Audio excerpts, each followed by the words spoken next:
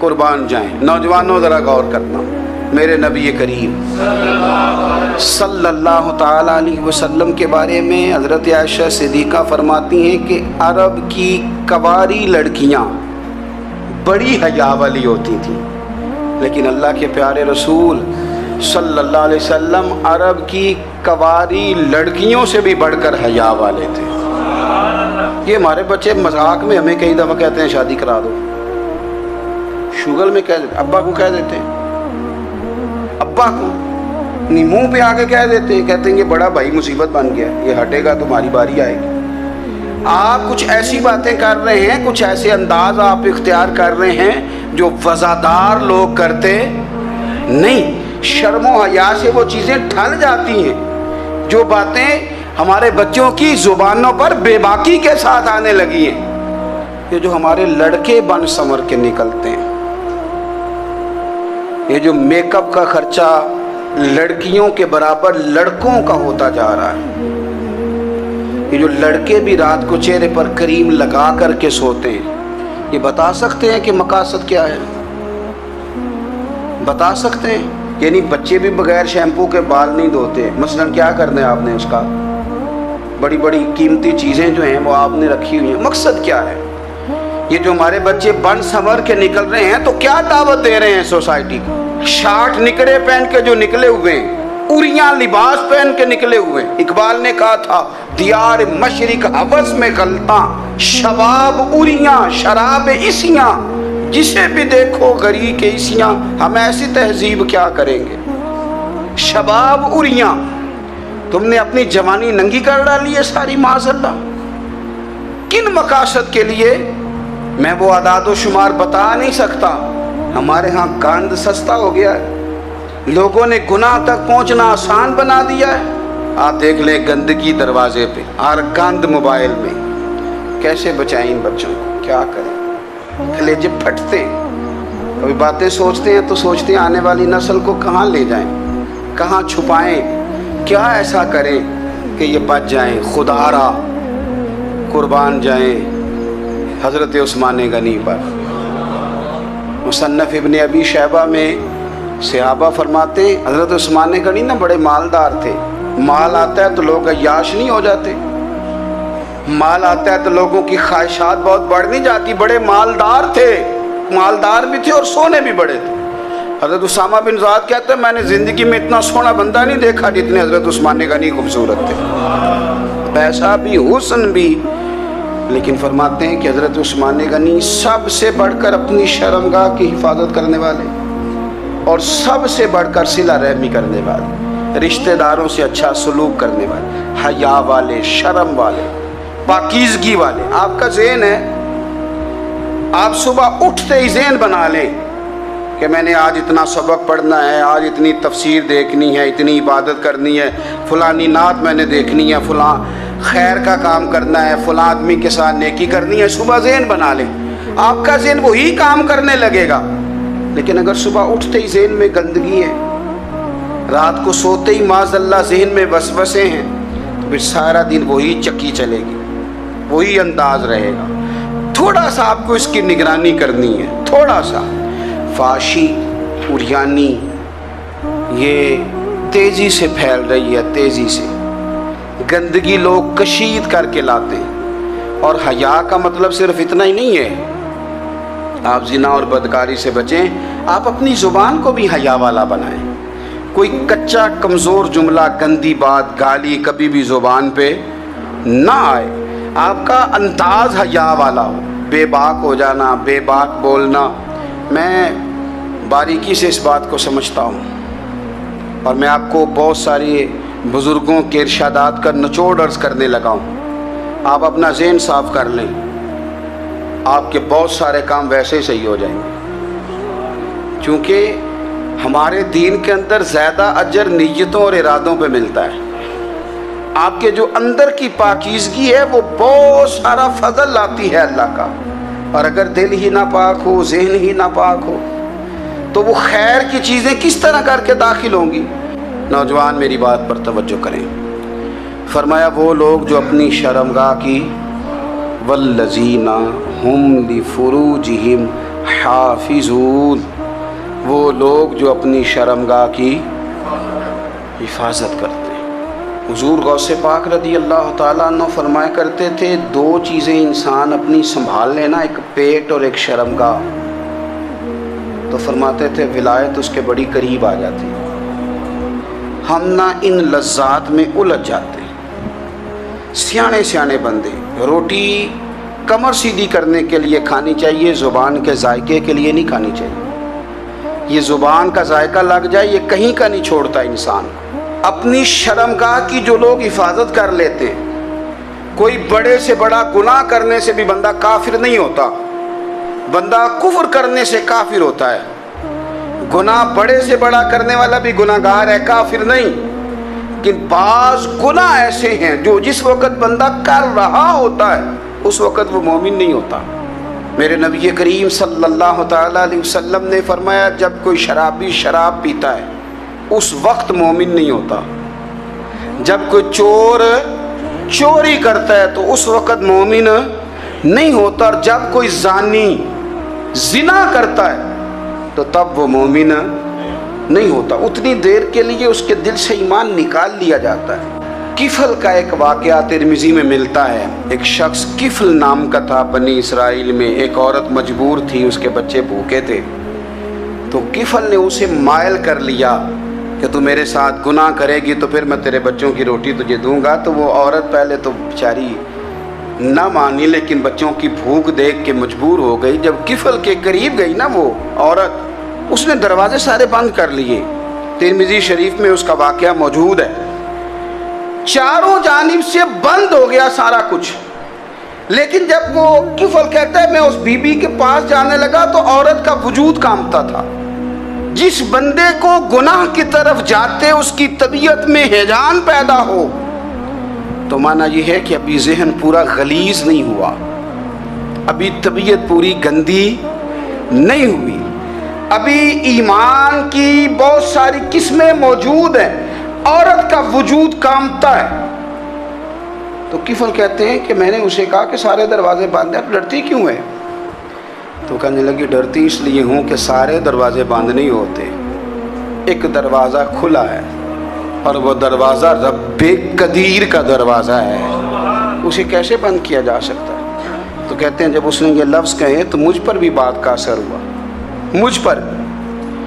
تب میں نے کہا کہ اگر تو عورت ہو کے رب سے اتنا ڈرتی ہے تو مجھے تو اس نے مرد بنایا ہے، تو مرد تو ہوتا ہی وہ ہے جو اپنے آپ پر کنٹرول کر سکے۔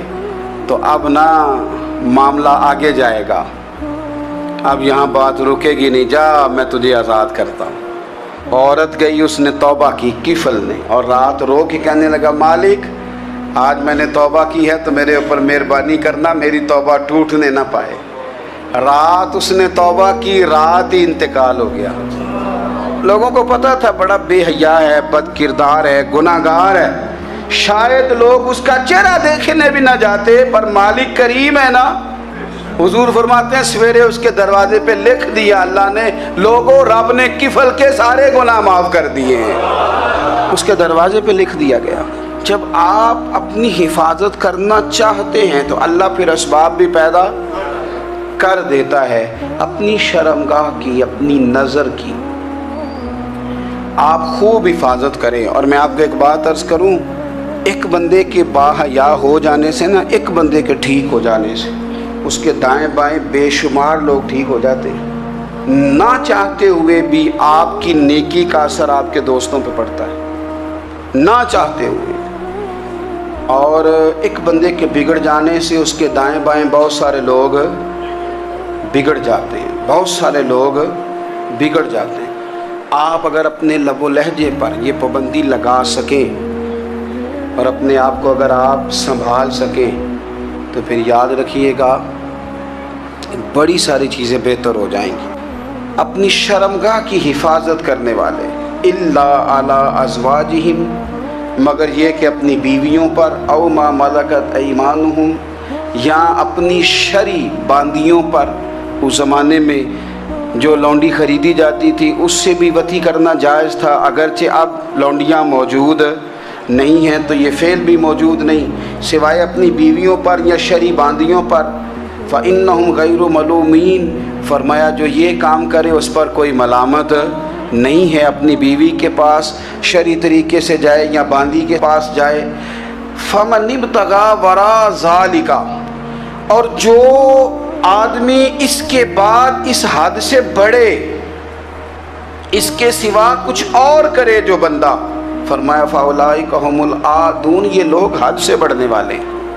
जो लौंडियों और बांदियों के अलावा, अपनी बीवियों के अलावा किसी और जगह गंदगी करें, ये हद से बढ़ने वाले, हदों को क्रॉस करने वाले लोग हैं। फिर इरशाद फरमाया वल्लज़ीना हुम ली अमानातिहिम व अहदिहिम राऊन, और वो जो अपनी अमानतों और अपने वादों की रियायत करते हैं, अमानतें अदा करते हैं, वादे पूरे करते हैं। और वो लोग जो अपनी नमाजों की हिफाजत करने वाले हैं, जिनमें ये खूबियाँ आ गई। मेरा रब फरमाता है नमाज में खुशू वुज़ू हासिल हो गया, फजूलियात से बच गए, ज़कात अदा करने वाले बन गए, शर्मगाह की हिफाजत करने वाले बन गए, अमानतें अहद पूरे करने वाले बन गए, अपनी नमाजों के मुहाफिज हो गए।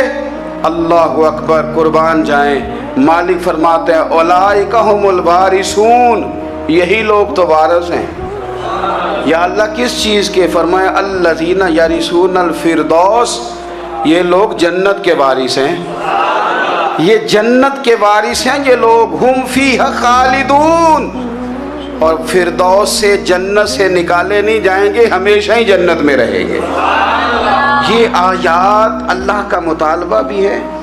ये आयात सहाबा, अहले बैत, औलिया अल्लाह, उन तमाम की सीरत का अक्स भी है। और सबसे बढ़कर सैयदा आयशा सिद्दीक़ा फरमाती हैं यही तो आयात हैं जिन्हें अच्छी तरह समझ लोगे तो तुम्हें मदीने वाले के अखलाक भी समझ में आ जाएगा, हुजूर के अखलाक भी तुम्हें समझ में आए। बड़े गौर के साथ सूरह मोमिनून की इन इब्तिदाई आयात पर गौर करना चाहिए। रब फरमाता है कद अफ़लहल मोमिनून, तहकीक मोमिन कामयाब हो गए। कौन से मोमिन? अल्लज़ीना हुम फ़ी सलातिहिम खाशिऊन, वो जो अपनी नमाज़ों में गिड़गिड़ाने वाले हैं, खुशू के साथ, आजिज़ी के साथ, इनकिसारी के साथ, ज़ौक़ के साथ नमाज पढ़ने वाले हैं। देखिए कुरान ने ये नहीं कहा शुरू में कि वो लोग अपनी नमाज पाबंदी से पढ़ते हैं, बल्कि फरमाया वो नमाज़ों में आजिज़ी करते हैं, वो नमाज में खुशू करते हैं, वुज़ू करते हैं। नमाज हम भी पढ़ते हैं। ढेर सारे लोग हैं जिनका ये मुतालबा है कि मेरा नमाज में दिल ही नहीं लगता। पहली बात तो ये है कि दिल ना भी लगे तो नमाज फिर भी पढ़नी है। और दूसरी बात ये कि दिल लगाने को भी तो कुछ इंसान के पास चीज़ें होनी चाहिए ना, कोई ज़रूरियात होती हैं। सबसे पहली बात ये कि मसला नमाज का नहीं, मसला अहमियत का है। आपने अल्लाह तबारक व तआला की ज़ात की, रब करीम के जलालत की जितनी ज़्यादा अहमियत अपने दिल में महसूस कर ली, उतना ही नमाज की तरफ तवज्जो आपकी बढ़ जाएगी। आप सादी सी मिसाल है, गौर कर लें। जितना आप अपने उस्ताद को प्रोटोकॉल देते हैं, जितनी इज्जत करते हैं, उतना ही वक्त पे आप उनके पास पहुंच भी जाते हैं। अगर आपके दिल में अहमियत नहीं है तो आप टाल देंगे। और जिस उस्ताद की अहमियत है उसके फ़ोन की घंटी बजते ही फ़ोन भी उठाया जाएगा, और बात पूरी मुकम्मल भी नहीं होगी तो कहा जाएगा जैसे आप कहेंगे। और जो वक्त वो देंगे उनसे 10 मिनट पहले पहुंचने की कोशिश भी की जाएगी। बस समझ लें दिल लगने ना लगने का मसला नहीं, अहमियत का मसला है। आप जितनी अपने मालिक की बारगाह की अहमियत समझ लेंगे, उतना ही वक्त पे मस्जिद आएंगे, उतना ही शौक़ से नमाज पढ़ेंगे। दूसरी बात, नमाज के तर्जुमे पे गौर करें। आप यकीन करें अगर नमाज का तर्जुमा हमें आ जाए ना तो हमें तो यूँ लगे कि हम तो अपने मालिक की बारगाह में अर्ज़ो मारूज़ करने हाजिर हुए। ये सूरह फातिहा ही देख लें आप। हुजूर फरमाते हैं, रब फरमाता है सूरत फातिहा आधी मेरी है आधी मेरे बंदे की है। जब उसने कहा अल्हम्दुलिल्लाह रब्बिल आलमीन अर्रहमानिर रहीम मालिकी यौमिद्दीन इय्याका नअबुदु व इय्याका नस्तईन, जब यहाँ तक वो लफ्ज़ कहता है तो ये हिस्सा मेरा था। उसने अपने रब की तारीफ़ की। और जब कहा ना उसने इहदिनस सिरातल मुस्तकीम, اب بندے نے التجائیں شروع کر دی. اس نے کہا کہ مالک بھی تو ہے, رحمان بھی تو ہے, رحیم بھی تو ہے, عبادت بھی تیری کرتے ہیں تو مدد بھی تو تجھی سے مانگنی ہے نا. اب مہربانی فرمانا اہدنا الصراط المستقیم, ہمیں سیدھا راستہ دکھا دے. صراط الذین انعمت علیہم, ان لوگوں کا راستہ دکھانا جن پر تو نے انعام کیا ہے. غیر المغضوب علیہم ولا الضالین, ان کے راستے پہ نہ چلانا جن پر تیرا غضب ہوا, جو گمراہ ہو گئے ان کے راستے.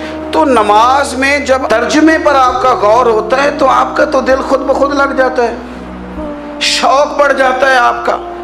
تو اتنی چیزیں ہم زندگی میں یاد کرتے ہیں, تو اگر ترجمہ بھی نماز کا یاد کر لیں اور پھر شوق سے پڑھیں تو آپ یقین کریں طبیعت کھینچی چلی آئے گی. ہمارے یہاں کچھ لوگ نماز پڑھتے ہیں پر بڑی لاپرواہی سے پڑھتے ہیں, کبھی ادھر دیکھتے ہیں, کبھی ادھر دیکھتے ہیں, کبھی بال سہلاتے ہیں. وہ میں نے دیکھا ہے سجدے جا رہے ہیں تو سیانے سیانے بندے کبھی کپڑے کو چھیڑ رہے ہیں, کبھی جگہ کو چھیڑ رہے ہیں. میرے نبی کریم صلی اللہ تعالی علیہ وسلم نے فرمایا ان لوگوں کا کیا حال ہے جو اپنی نماز میں نظریں آسمان کی طرف اٹھاتے ہیں, رکوع سے اٹھے تو اوپر دیکھنا شروع کر دیا, کیا حال ہے ان کا. اور پھر حضور نے ایک موقع پر تو سختی فرمائی, فرمایا جو نماز پڑھتے اپنی نظریں آسمان کی طرف اٹھاتا ہے وہ باز آ جائے, ورنہ ایسا نہ ہو کہ رب اس کی آنکھیں ہی چھین لے. وہ باز آ جائے اس کام سے. خشوع کے ساتھ نماز پڑھے, عاجزی کے ساتھ نماز پڑھے, اس کا دل لگا ہوا ہو نماز کے اندر. میرے نبی پاک صلی اللہ تعالی علیہ وآلہ وسلم کے غلام حضرت انس بن مالک رضی اللہ تعالی عنہ فرماتے ہیں کہ رسول پاک صلی اللہ علیہ وسلم نے مجھ سے فرمایا تھا کہ بیٹے نماز میں ادھر ادھر دیکھنے سے بچو, کیونکہ فرمایا نماز میں ادھر ادھر توجہ کرنا یہ بندے کو ہلاک کر دیتا ہے. ہلاکت ہے اس میں اگر تم نے ادھر ادھر توجہ ہوگی. نماز تم مالک کی بارگاہ میں کھڑے ہو اور تم دیکھ ادھر ادھر رہے ہو. تو ایک تو نماز عاجزی کے ساتھ. پھر فرمایا والذین ہم عن اللغو معرضون, وہ لوگ جو فضول باتوں سے, لغویات سے اپنا منہ پھیر لیتے ہیں, فضولیات سے. ہمارے ہاں نا بہت سارے لوگ ایسے ہیں جو بلا وجہ ان چیزوں میں دلچسپی لیتے ہیں جو ان کے مطلب کی نہیں ہے. ان کے مطلب کی مطلب آپ کسی سے ملنے کہتے ہیں کیا حال ہے, ٹھیک ہے جی. بچوں کا کیا حال ہے, ٹھیک ہے. بچے کتنے ہیں؟ تو بھئی آپ کو جب پتہ ہی نہیں تھا کتنے ہیں تو حال کیوں پوچھا آپ نے؟ آپ کرتے کیا ہیں, آپ کا بڑا بھائی کیا کرتا ہے, چھوٹا بھائی کیا کرتا ہے, ابا جی کیا کرتے ہیں. بھئی آپ کے مطلب کی بات نہیں, آپ مطلب کی مقصد کی بات کریں. بے مقصد باتوں میں الجھنے کی ضرورت نہیں ہے. دیکھیں اپنا ادارہ میں چلاتا ہوں, اپنا گھر آپ چلاتے ہیں, اپنی ڈیوٹی آپ کرتے ہیں. آپ کو زیادہ بہتر پتہ ہے کہ آپ اپنا گھر کیسے چلا رہے ہیں. مجھے زیادہ بہتر پتہ ہے کہ میں مدرسہ مسجد, مجھے زیادہ بہتر پتہ ہے اس کے اندر کون سی اصطلاح کس طرح کرنی ہے. یہ مجھ سے زیادہ بہتر کوئی بندہ جانتا نہیں. اب ہم کیا کرتے ہیں, جب ہم دوسرے کے کام میں مداخلت کرتے ہیں تو دو نقصان ہوتے ہیں. ایک تو اس کے ساتھ ہمارا رائے کا اختلاف ہو جاتا ہے, اور دوسرا ہمارے اپنے بہت سارے کام رہ جاتے ہیں کیونکہ ہماری توجہ ہی دوسرے کی جانب تھی. اپنے بڑے سارے کام رہ جاتے ہیں. اس لیے بہت ساری ایسی چیزیں ہیں جن میں بلا وجہ کوئی مقصد نہیں. ہم پرانے لوگوں سے باتیں سنا کرتے تھے, ہمارے بزرگ کہا کرتے تھے جڑے پنڈ جانا نہیں, جڑے پنڈ جانا نہیں ہوتا راہ پوچھنے دی کی. لغویات میں نہ الجھے, فضولیات میں نہ الجھے, یعنی ٹو میں رہنا, ٹو میں. آپ یقین کریں میں نے پرسنلی طور پہ اس چیز کو محسوس کیا ہے کہ ہمارے بہت سارے اہم حقوق صرف اس لیے مس ہوتے ہیں کہ ہماری اپنے سے زیادہ توجہ سامنے والے پہ ہوتی. سامنے والے میں نے دیکھا بڑے بڑے عجیب سوال اور بڑے بڑے انوکھے سوال, مطلب یہ کہ اتنی لمبی چوڑی, اور لوگوں کو بڑا پتہ ہوتا ہے یہ فلاں آدمی جو ہے اس کے بچے کتنے ہیں, وہ بیاہ کہاں پہ ہیں, کس کس علاقے میں ان کی شادیاں ہوئی ہیں. اتنی تفصیلات کی ہمیں ضرورت نہیں ہے. ہم سے تو ہمارے بارے میں پوچھا جائے گا تو ہمیں اپنا معاملہ بڑا صاف ستھرا. دیکھیں کیا سونی بات کی مدینے والے رسول نے, قربان جائیں حضور کے جملوں پر. ایک شخص نے پوچھا حضور سونا اسلام کون سا ہے، خوبصورت مسلمان کون ہے؟ تو نبی پاک صلی اللہ علیہ وسلم نے فرمایا وہ خوبصورت مسلمان ہے جو بات اس کے مقصد کی نہیں، بے معنی ہے وہ بات وہ چھوڑ دے، بے مقصد باتوں سے الجھنا جو بندہ چھوڑ دے وہ مسلمان بڑا سونا مسلمان ہے۔ ہم کمزور اس لیے ہوتے ہیں کہ ہماری توجہ زیادہ دوسروں کی باتوں پر پڑتی ہے۔ کچھ چیزیں ایسی ہوتی ہیں جو ہم نہ فراخ دلی سے بانٹتے ہیں، اور کچھ چیزیں ایسی ہوتی ہیں جو مجبور ہو کر ہم دیتے ہیں۔ کئی دفعہ ایسا ہوتا ہے کہ سامنے والا کچھ زیادہ تکلیف میں ہوتا ہے اور ہمارے پاس بھی وسعت نہیں ہوتی، لیکن زیادہ اجر اسی بندے کو ملتا ہے جو تھوڑی تکلیف برداشت کرے اور سامنے والے کی تکلیف کو دور کرے۔ مدینہ منورہ میں نا قحط پڑ گیا تھا، غلہ نہیں ملتا تھا، تو قحط کے زمانے میں لوگ نا پھر چیزوں کو مہنگا کر کے بیچتے ہیں۔ ہمارے ہاں ایک طرف چینی کی لائنیں لگی ہوتی ہیں اور دوسری دفعہ چھاپا پڑتا ہے، پورے کے پورے گودام بھرے ہوئے نکل آتے ہیں، لوگ مصنوعی قلت پیدا کر دیتے ہیں۔ حضرت عمر فاروق رضی اللہ تعالیٰ عنہ کے زمانہ نور میں قحط پڑ گیا تھا، گندم کا دانہ اس طرح ہو گیا تھا جس طرح سونا ہے۔ سیدنا عثمان غنی رضی اللہ تعالیٰ عنہ کے نا بہت سارے اونٹ غلے کے بھرے ہوئے مصر سے آئے، اور لگتا یوں ہے کہ وہ شخص آپ ہی کو غلہ دیتا تھا، کسی اور کو دیتا بھی نہیں تھا، جو اونٹ بھر کے اس نے لیے۔ تو مدینہ منورہ کے اندر جب وہ مال پہنچا نا، آپ کو بتانا یہ چاہ رہا ہوں کہ ساری تجارت بندوں سے نہیں کرنی چاہیے، کچھ اللہ سے بھی کرنی چاہیے۔ رب سے جو بندہ تجارت کرتا ہے وہ بڑا کامیاب ہوتا ہے۔ وہ غلے سے بھرے ہوئے اونٹ آپ کے پہنچ گئے تو تاجر آئے، انہوں نے آگے کہا عثمان ہم کھول کے نہیں دیکھتے کہ اندر مٹی ہے کہ سونا ہے، اور یہ بھی نہیں پوچھتے آپ نے کتنے کا خریدا ہے، آپ کی زبان پر اعتبار ہے، آپ نے جتنے کا مال لیا ہے نا ہم ڈبل دیتے ہیں، آپ ہمیں دے دیں۔ آپ فرمانے لگے نہیں مجھے زیادہ نفع ملتا ہے۔ انہوں نے کہا 2 گنا، فرمایا نہیں زیادہ ملتا ہے، کہا 3 گنا، فرمایا زیادہ ملتا ہے۔ وہ کہنے لگے اس سے زیادہ تو کوئی تاجر ہے ہی نہیں جو زیادہ دے۔ فرمایا بس مجھے ملتا ہے نا۔ کہا کتنا ملتا ہے؟ فرمانے لگے لگتا ہے کہ اگر وہ تاجر زیادہ کرم نوازی کرے تو 700 گنا تو دے گا ہی، اور باقی کریم ہے۔ انہوں نے کہا جی نہیں اتنا نہیں ہم دے سکتے، پھر آپ بیچ لیں۔ یہ بات ہی سمجھ میں نہیں آتی۔ لوگ چلے گئے تو حضرت عثمان غنی مال اٹھا کے مسجد کے دروازے پہ لے گئے، جا کے کہنے لگے اے عمر اعلان کر دیں جس غریب کو گندم کی ضرورت ہے، آسانی کے دور میں نہیں دقت کے دور میں، جب لوگوں کو مل نہیں رہی چیز، جس کو ضرورت ہے وہ آئے اور آ کے لے جائے۔ جب جناب عثمان غنی کے اس غلے کا اعلان ہوا تو تاجروں کو اب مسئلہ سمجھ میں آیا کہ یہ 700 گنا کو بندہ نہیں دے رہا، یہ رب کریم عطا فرما رہا ہے۔ میرے عزیز کچھ سودے رب کے ساتھ بھی کریں۔